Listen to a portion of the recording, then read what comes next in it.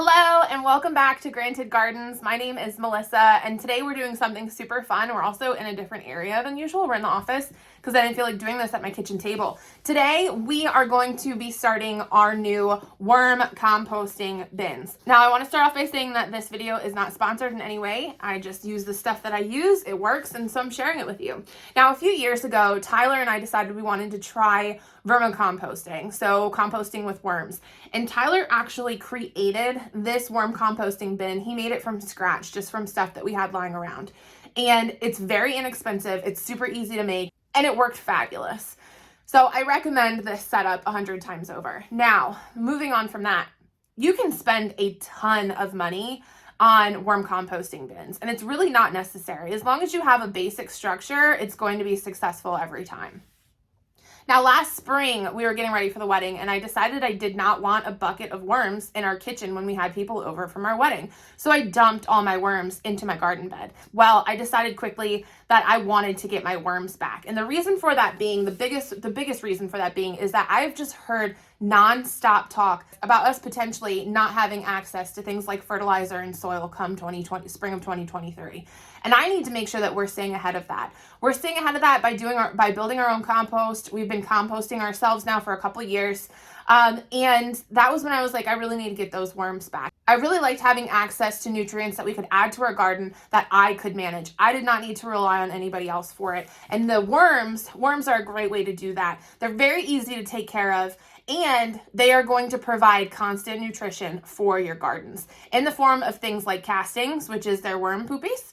And you can add that to your soil. And then also worm compost tea, which is essentially the liquid form of what happens after they've done their thing. And so with this setup, you're going to have access to those casting, access to those worm droppings that you can add into your garden bed. And then you're also going to have a separate section where you can pull it up and you can have instant access to that worm compost tea. That worm compost tea can then be diluted. I usually do about 1 part compost tea to 2 or 3 parts water, and then you can go through and you can water your garden or any of your vegetables with this. It's excellent nutrition for your garden beds, for your plants, for your vegetables.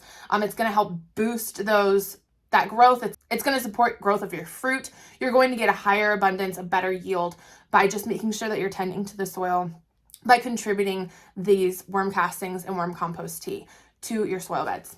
This is our worm compost setup. It's 5-gallon buckets, cheap 5-gallon buckets that we've set up in order to build our worm farm. All right, so a quick walkthrough, even though I have explained it in a previous video of our setup. It's very simple. We've got 2 5-gallon buckets here. This first 5-gallon bucket has holes in the bottom of it. Oh my goodness, I put a little bit of compost in here, so I don't want it to spill out all over me. If you can see in the bottom here, got some holes in the bottom of it. We did a few holes at the bottom, and then what we did was we had a mesh kind of material that we glued over top of those holes. And then from there, we have a second 5-gallon bucket. This second 5-gallon bucket does not have holes in the bottom of it. So this 5-gallon bucket is going to be what's going to catch your liquid compost tea. And then this one with the holes in it is going to be the one that you place your harder materials and your worms in.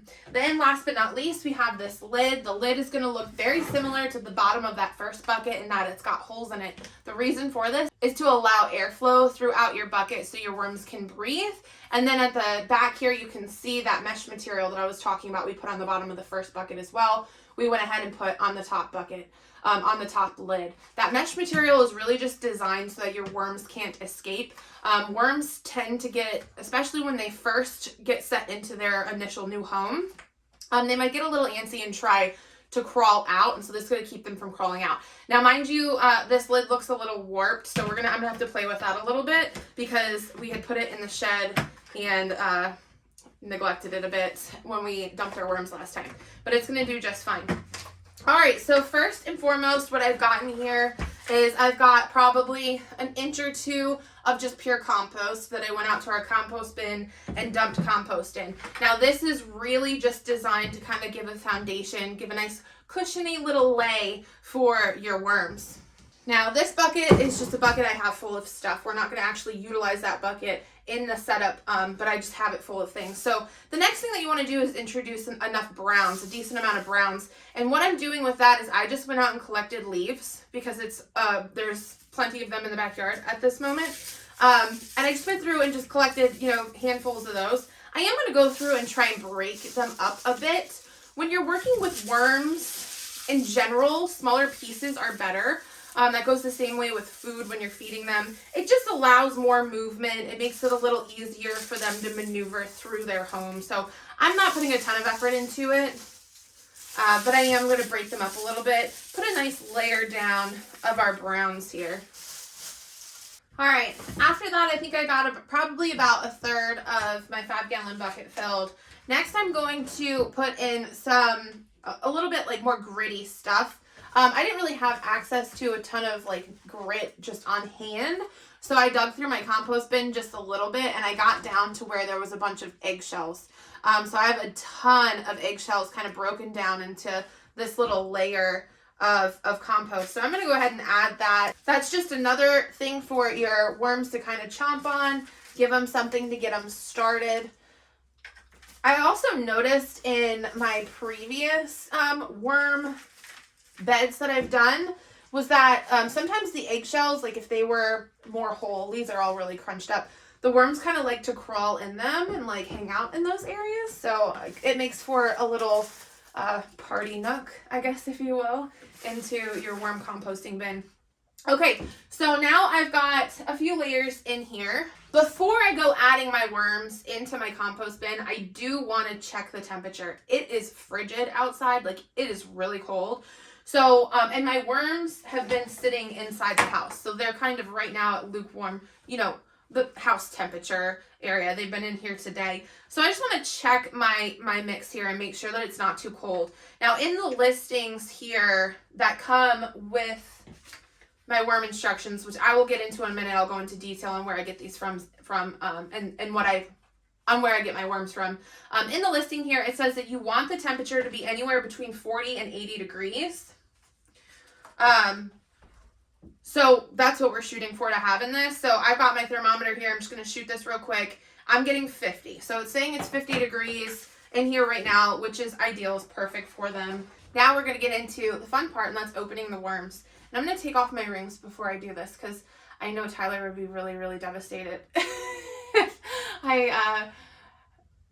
I went ahead and stuck my hand into worms with those rings on. So moving on. All right, so this is my bag of worms. I purchased them during a Black Friday sale. So I think that I spent like $20-something. I want to say maybe 25 for 250 mix worms. There's red wigglers in here, and there might be another type because I wanted to get the cheaper version. But before we did just do red wigglers, I know this one might be a blend. But anyway, so this is what it looks like. We're going to go ahead and open it up, and we're going to take a look and see what's in here. Feels pretty dry. Now, you don't really want to separate them too much, but I do. Oh, yeah, healthy as I'll get up. Can you guys see that? Oh, I can feel them. I want to see if I can get this close without dropping anybody. Can you guys see that? I hope you can see that. There's a lot of worms. All right, so you don't really want to like separate them too much. They're going to be happier when they're kind of colonized together. So we're going to go ahead and just drop these in. All right, so we're going to go ahead and we're going to just lay these guys in. Like I said, I think the count that they recommend, or that they said was going to be in here was about 250 or so. So this is quite a bit. I think I want to say this is double what I got last time. I mean, that's a lot of worms. So they're all in here. They're moving and shaking. They're very healthy. So we're going to just go ahead and dump the rest of these guys in here. I'm going to see if I can get a close-up for you on what this looks like. All right, so at this point, this is what the inside looks like. You can see them moving and shaking in there. They're going to kind of go and start exploring their new home. But before we wrap up, we also want to give them some food.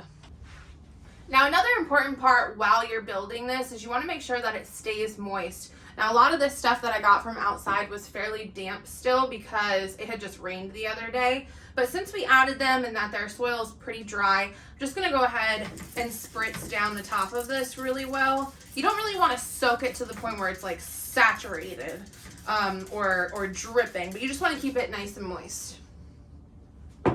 Okay, then from there I'm going to add a little bit more compost just to kind of cover them up a little bit. All right, we're going to give them a nice little bed. Now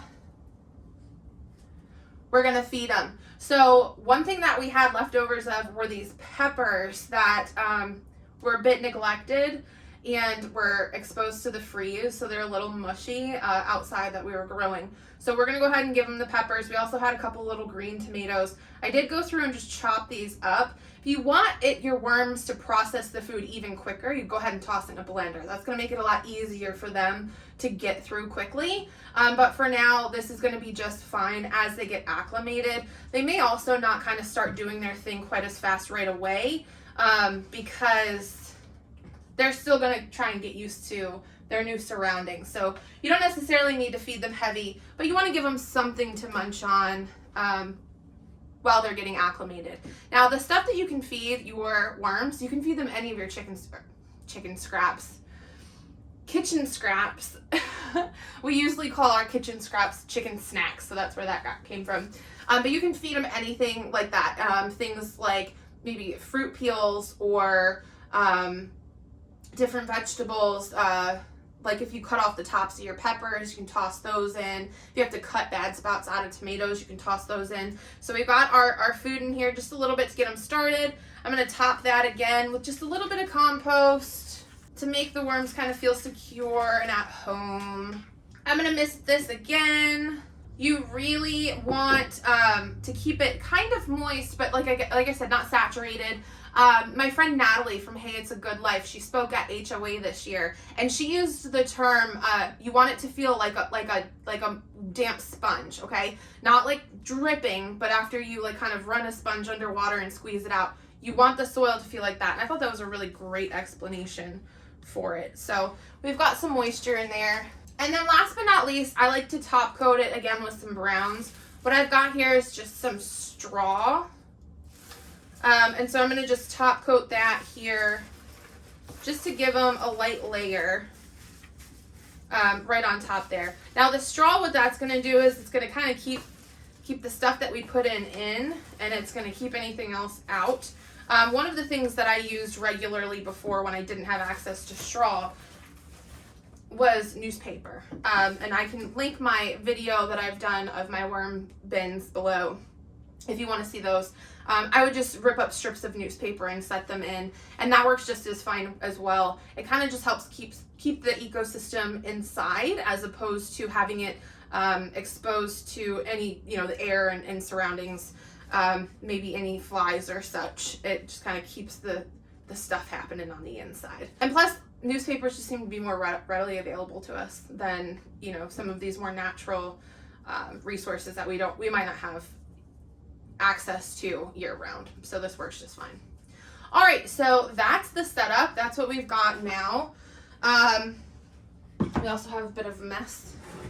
So if you would take a peek on the inside, it's not filled up all the way. It doesn't necessarily need to be filled up all the way. But you've definitely got everything that they need to kind of get them going. And you've got some space for things to move around a little bit. From there, we just snap our lid on. And we find an inconspicuous corner to set these guys in. Now, I mentioned the temperatures. You do really want to make sure that you're sticking between those temperatures. If you live in an area like we do where it gets significantly colder outside, then you're going to want to bring your worm bin in. You're not going to want to let it get totally exposed to some of those elements, especially a smaller bin like this, because the temperature is going to change drastically. There really isn't much of a center space for that to keep that temperature going. However, in the summertime, we will set our worm bin outside, and it's fine during the summer. We like to put it under the deck so it's not in direct sunlight, and the temperature outside during the summer tends to be just fine here in Maryland. So there's your worm bin. And again, you know, to lift it up, you can get your you'll get your compost tea that will filter through here, and then your worm castings that you'll get in the top bin that you can easily pull from and sprinkle throughout your garden throughout the year. The people that I choose to shop from when I get my worms is Uncle Jim's. It's Uncle Jim's Worm Farm. Here's their contact information. I'll also go ahead and link their information below. Like I said, I'm not an affiliate or anything. I have no connection to these guys. Their customer service is absolutely exceptional. Sometimes I've had questions like this. Recently, I had questions about, hey, you know, I don't know that I'm going to be available to be home during delivery. Can we kind of bump it back a day or two to make sure that I'm home and I can bring them in? When they do deliver, especially if it's cold outside, you want to make sure that you're going to get to your worms fairly quickly. But they're really great. They'll work with you on that without an issue. So it also comes here with a little bit of information. It comes with instructions and frequently asked questions, which is really great. If you've never done this before, it's going to tell you exactly what you need to add. And it'll also tell you a lot of really cool information here about your worms. Like, for example, the fact that each worm will produce about its body weight in castings each day. Okay, so you are literally generating non-stop reusable castings that are going to enrich your garden bed. All right, let's chat. I have always had a passion for learning how to do things on my own. I think that the concept of like knowing that I'll have access to the things that I need when I need them is refreshing to me. It's calming to me. It's soothing to me. And the biggest way to ensure that you have access to things when you need or want them is learning how to create them on your own and not having to rely on anyone else to provide you with things that are required for you to move forward with your daily life. So that's a big part of where homesteading comes for me, is that I just love learning how to do things and create things from nothing or from very little. Now, this whole concept, I can't imagine that many of you are new to this whole chat about the fact that there's going to be shortages, especially when it comes to things like fertilizer and soil next year. It's been a hot topic, especially in the homesteading community, for quite some time. And I cannot reiterate enough to you guys that this is a very simple way for you to regain that control, and for you to not to scratch just one more thing off the list that you know you're not going to have to worry about. Now, obviously, I'm doing this on a very small scale. I have a 5-gallon bucket with like 200 worms, and that's fine. I mean, it makes enough for us to kind of add here and there to our garden beds. Definitely doesn't fuel our garden beds entirely, but we also have other methods of fertilizing and tending to our beds that we do here at the homestead as well. But this can be done on a much larger scale as well. So if you decide that you really do want to have an abundance of worm castings and worm compost tea, you can do this on a larger scale. Either have multiple 5-gallon buckets, or you can do it in a larger area. I've seen people that have built vermicomposting crates out of pallets, like skids, massive, I mean huge, and they've been able to tend and care to those worms and produce an abundance of these resources. This works just fine for us, but again, I also just wanted to make sure that I was sharing with you guys so that you could see just how easy it is. I think sometimes when we see stuff on a big scale, it can get a little intimidating and you feel like you can't accomplish that, especially if you're just starting out, or, you know, if you have smaller gardens or smaller space, you feel like, well, maybe I just don't need all of that. I'm telling you, this is something that is worth doing. Even if we have access to everything that we need, you still can use this in your garden. It is still going to better your garden. It's still going to help your plants grow and give you richer soil. So there really is no setback. And to do this for something like $30, right? The buckets, I think, are about $5-6 a bucket. Maybe a couple extra dollars for the lid, and then, you know, $25 I think I spent on my 250 worms. You can do this for very cheap and multiply however much you want.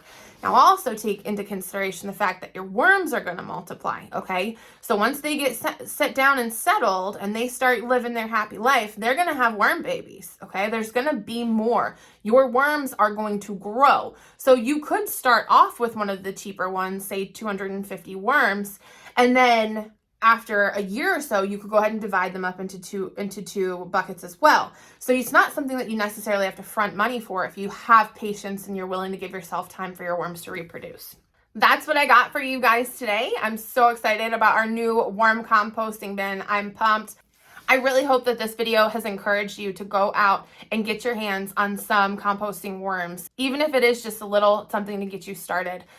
Go ahead, definitely check out Uncle Jim's. Feel free to check out any of the other places too. Like I said, not affiliated. They just have made me happy, so I go to them.